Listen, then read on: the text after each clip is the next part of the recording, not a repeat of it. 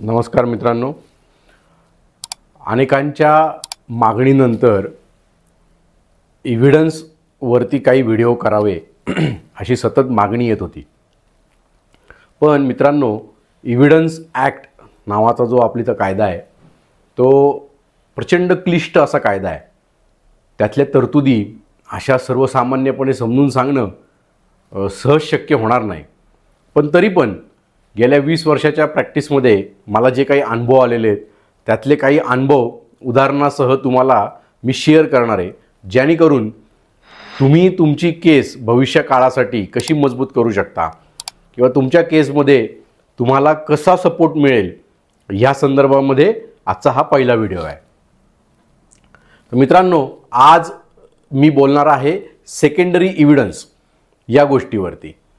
तर मित्रांनो, भारतीय पुरावा कायदा म्हणजे एव्हिडन्स ॲक्टमध्ये सेकंडरी एव्हिडन्स नावाची एक गोष्ट आहे. आता सेकंडरी एव्हिडन्स म्हणजे काय, पहिल्यांदा हे आपण समजून घेऊयात.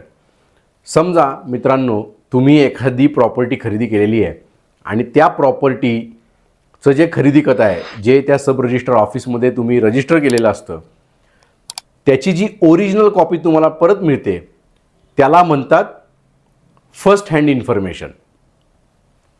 समजा अशी सेल डीडची ओरिजिनल कॉपी तुमची हरवली तर अशा वेळेस त्या सब रजिस्टर ऑफिसमधनं एक सर्टिफाईड कॉपी मिळवली जाते.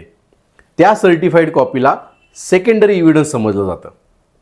तर असा सेकंडरी एव्हिडन्स हा कोर्टामध्ये ॲडमिसिबल आहे.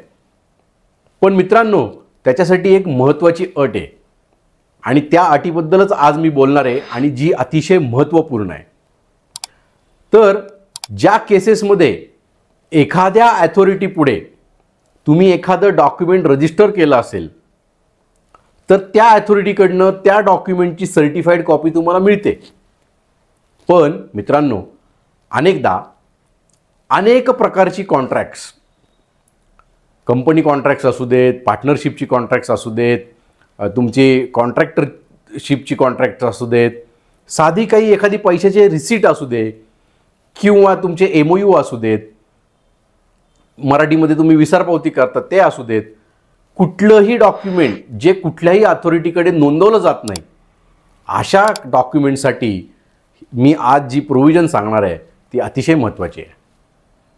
तर असं जे डॉक्युमेंट जे कुठेही रजिस्टर होत नाही पण दोन पार्ट्यांमध्ये सही होऊन ते ठेवलं जातं आणि तो कॉन्ट्रॅक्ट केला जातो, त्या केसमध्ये अशा डॉक्युमेंटची ट्रू कॉपी, सत्यप्रत करून ठेवणे अतिशय गरजेचं आहे.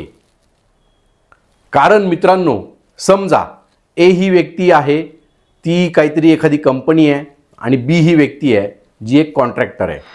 आता समजा ए या कंपनीनी बी या कॉन्ट्रॅक्टर कंपनीला किंवा प्रोप्रायटरशिपला, पार्टनरशिपला त्यांची एखादी कंपनी बांधायचं कॉन्ट्रॅक्ट दिलं आणि मग त्याच्या ज्या काही टर्म्स अँड कंडिशन्स होत्या त्या टर्म्स अँड कंडिशन्स एका कॉन्ट्रॅक्टमध्ये लिहिल्या गेल्या, दोन्ही पार्ट्यांनी सही केल्या आणि कंपनी म्हणाली की हे जे कॉन्ट्रॅक्ट आहे ओरिजिनल ते माझ्याकडे राहू दे, तू झेरॉक्स ठेव.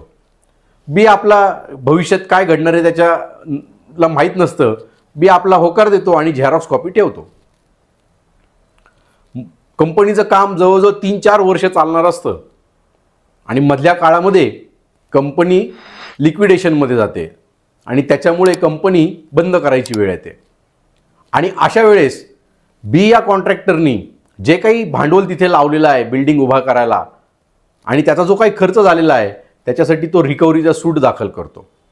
आणि अशा सूटमध्ये आता ओरिजिनल कॉन्ट्रॅक्ट तर कंपनीकडे आहे, कंपनी अस्तित्वात नाही आहे, कंपनीची डॉक्युमेंट कोणाकडे माहीत नाही आहे, कंपनीचे सगळे डायरेक्टर फरार आहेत आणि बी कोर्टाला म्हणतो की माझ्याकडे सेकंडरी एव्हिडन्स आहे जो तुम्ही दाखल करून घ्या.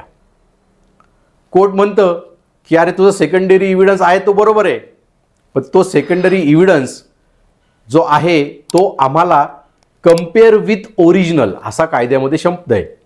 आता परत ऐका, तुमचा जो सेकंडरी एव्हिडन्स आहे तो कम्पेअर विथ ओरिजिनल झाला आहे का. आता ह्याचा वरवर जर का अर्थ आपण काढायला गेलो तर काहीच कळणार नाही. तर कम्पेअर विथ ओरिजिनलचा अर्थ असा आहे की ओरिजिनलवरनं जी काही झेरॉक्स कॉपी केलेली आहे त्याला कुणी सत्यप्रतीत केलं आहे का, म्हणजे ट्रू कॉपी केली आहे का, म्हणजे हे डॉक्युमेंट आणि हे डॉक्युमेंट हे तंतोतंत जुळतंय ह्याचं कुणी सर्टिफिकेशन केलं आहे का, ह्याला कम्पेअर विथ ओरिजिनल असा कायद्याला अर्थ प्रतीत आहे. तर मित्रांनो, इथून पुढे तुम्ही कायम लक्षात ठेवा की तुमचं कुठलंही डॉक्युमेंट असू दे, कुठलंही, ते तुम्ही तुमच्याकडे जर का झेरॉक्स कॉपी करून ठेवणार असाल किंवा इवन ओरिजिनल जरी ठेवणार असाल तरी त्याची ट्रू कॉपी करून ठेवणं अत्यंत गरजेचं आहे. कारण ओरिजिनल हरवू शकतं, ओरिजिनल दुसऱ्याकडे जाऊ शकतं आणि मग जर का कोर्टात जायची वेळ आली तर अशा वेळेस सेकंडरी एव्हिडन्समध्ये ट्रू कॉपी असणं खूप गरजेचं आहे. तर मित्रांनो, असेच वेगवेगळे कायदेशीर व्हिडिओ इथून पुढे मी तुमच्यासाठी घेऊन येणार आहे. तर माझा व्हिडिओ ऐकल्याबद्दल खूप खूप धन्यवाद. माझा व्हिडिओ शेअर आणि फॉरवर्ड करा, चॅनलला सबस्क्राईब करा.